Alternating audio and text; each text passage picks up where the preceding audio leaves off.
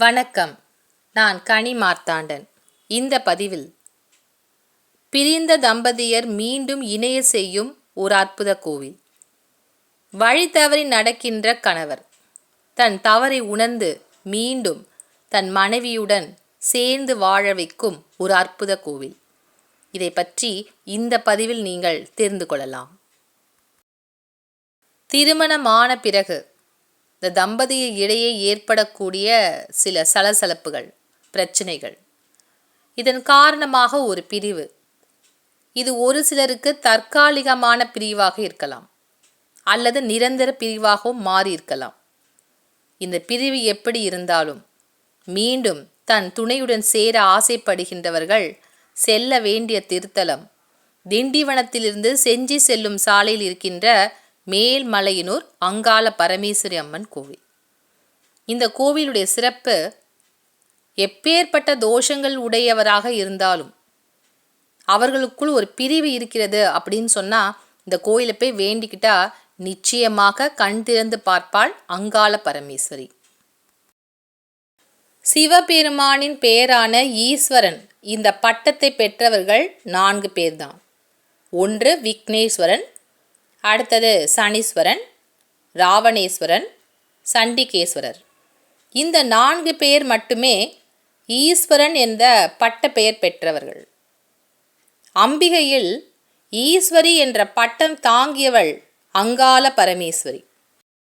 அங்கு என்றால் புற்று, காலம் என்பது பாம்பு.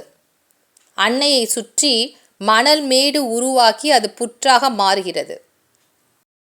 காலம் என்ற பாம்பு அன்னையினுடைய தலைக்கு மேலே குடையாக இருக்கிறது. அதுதான் இந்த அங்காள பரமேஸ்வரி அம்மன்.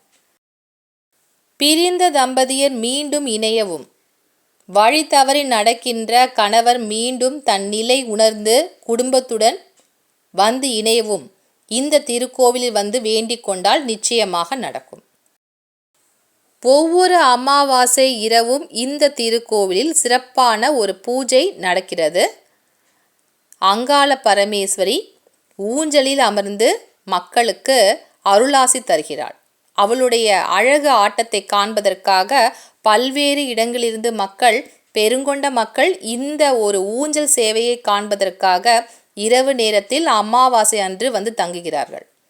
அந்த ஊஞ்சல் சேவை என்பது பார்க்கறதுக்கு கண் கொள்ளாத காட்சி. அந்த நேரத்தில் அவள் ஆனந்தமாக ஆடிக்கொண்டிருக்கின்ற அந்த நேரத்தில் வேண்டிக் கொண்டால் எந்த விருப்பத்தையும் நிறைவேற்றி வைப்பாள் அன்னை.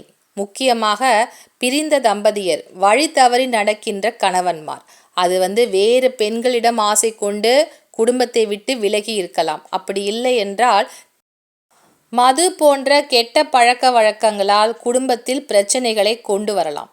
இப்படி எந்த பிரச்சனையாக இருந்தாலும் ஊஞ்சல் சேவையில் வேண்டிக் கொண்டால் நிச்சயமாக அதற்கு பலன் கிடைக்கும்.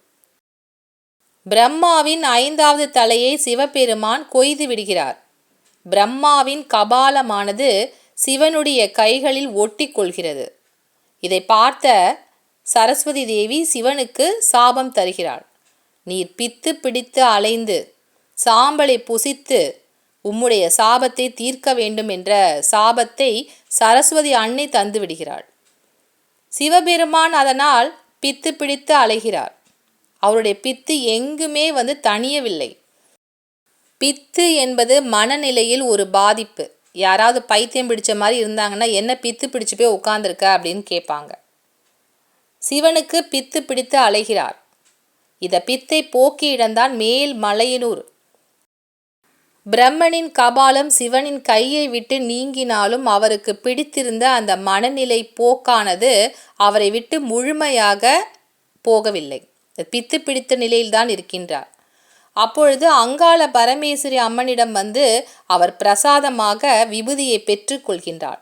அன்னை தந்தது சாம்பல், சுடுகாட்டு சாம்பலை அன்னை விபூதியாக தருகிறாள். அதை சிவபெருமான் தனது உடம்பெங்கும் பூசிக்கொண்டு அதை வாயிலும் போட்டுக்கொள்கிறார். அவருடைய மனநிலையானது தெளிவு பெற்ற இடம்தான் இந்த அங்காள பரமேஸ்வரி அம்மன் திருக்கோவில்.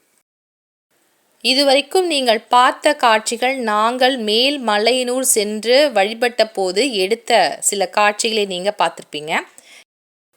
இந்த காட்சியானது இந்த கோவிலுடைய நுழைவாயிலுக்கு அருகில் இருக்கின்ற செவுட்டில் வந்து இந்த சிலைகளை வந்து வச்சுருக்காங்க. பித்து பிடித்து அலைந்த சிவபெருமான் மேல்மலையனூர் அங்காள பரமேஸ்வரிடம் வந்தபோது மனநிலை பாதிப்பு அவருக்கு வந்து சரியாகி அந்த பித்து என்பது அவரை விட்டு விலகி விடுகிறது.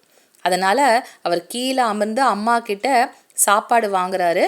அம்மா வந்து தருகிறார். இதுதான் வந்து இந்த சிலையினுடைய அர்த்தம். சிவபெருமான் இங்கு வந்தபோது இங்கிருந்த மயானத்திலிருந்து சாம்பலை எடுத்து உடல் முழுவதும் பூசிக்கொண்டார்.